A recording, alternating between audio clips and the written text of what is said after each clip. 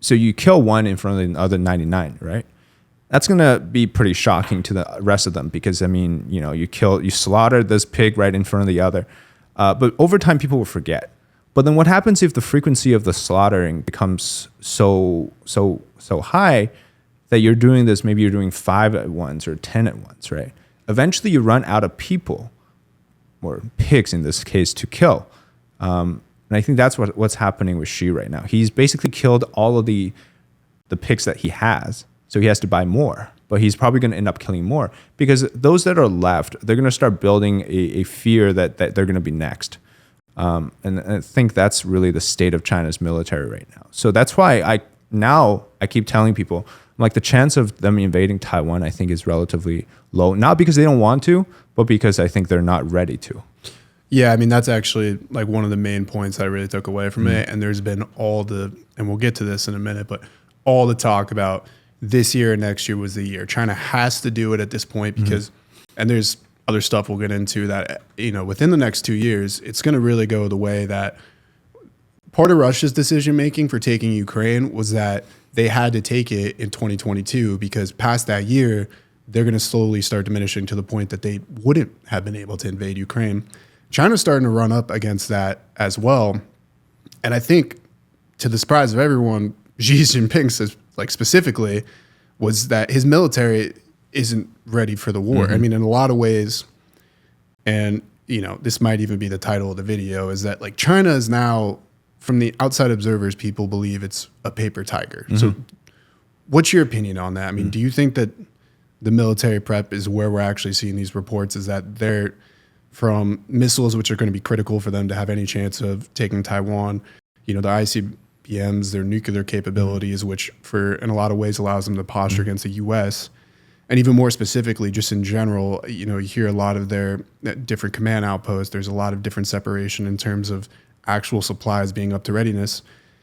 Is China a paper tiger at this point?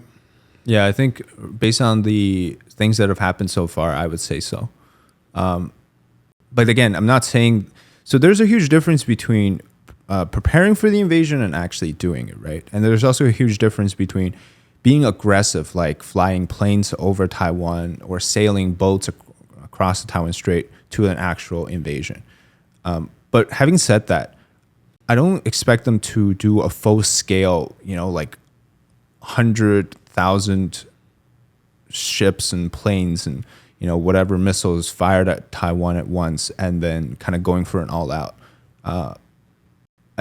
The reason is, so I'll talk about the opposite first, right? So a lot of people say that, look at before World War II, Nazi Germany, they needed somebody to hate. So they exported that attention to the Jewish population. And then so they're saying all of our issues are because of the Jewish people. And so it gave Hitler the legitimacy to destroy this population. But I question, is Xi Jinping and is the Chinese population really that nationalistic to the point? Obviously, we see signs of this, right? There's always people yelling about taking Taiwan and all that. I don't know if that's actually what the Chinese people are willing to do, because at the end of the day, you need to create enough hatred for a particular group, whether that's the Taiwanese or who else, to be able to go and say, I'm willing to give up my life for your cause, which is to take Taiwan. I honestly question if that is really enough resolve, if there is enough resolve in the Chinese people to do that. But now my argument for this is that, look at China's economy. Since the beginning of 2023, they've started to go downhill. Essentially, they've not climbed up, and they're expected to continue to do that. At some point, we have to be realistic about how wars are fought today. Just look at Ukraine. If Ukraine hadn't received that much support from every other country around the world, they would not last, right? Wars today are fought with money. And I think if China doesn't have enough money, with its just constantly crashing economy, I don't think they can sustain a war. Because this comes, like when you're going to war against Taiwan, you're not really going to war against Taiwan. You're going to war against the United States, Japan, Philippines, Australia, whoever else has an interest in the Taiwan Strait. So you're not really just doing this, because the difference between Ukraine and Taiwan is Ukraine's fighting pretty much the battle on their own. There's no NATO involvement directly. There's no another military force that's intervening into the war. It's just Russia and Ukraine. But when it comes to Taiwan, it's going to be different. It's going to be Taiwan, the Philippines, Japan, the United States, and a coalition of different countries that will come and help. And I have no doubt about that. So with that being said, China's calculation, they have to make sure that they can actually do this, because if they don't and it backfires, then Xi Jinping is going to lose his power, because you're basically sending everyone to go die. So combining the domestic problems with what I think is a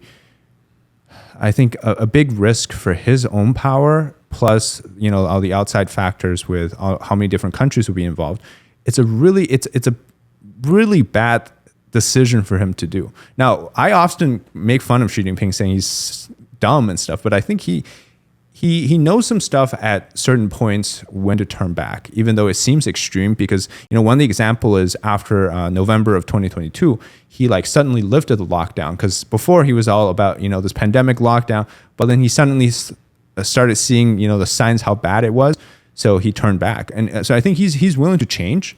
It's just he's every time he does something, it backfires, but he's willing to change. So I think the rhetoric is still there, but the actual invasion, I don't see it happening. But I do think we can expect some more aggressions across the Taiwan Strait. But we'll see, because I think the domestic situation is going to get even worse from this point now, which is already really bad. Exports are, I think, at the lowest in 10, 20 years. Stock market, the domestic shares, it was supposed to be 2,900 points.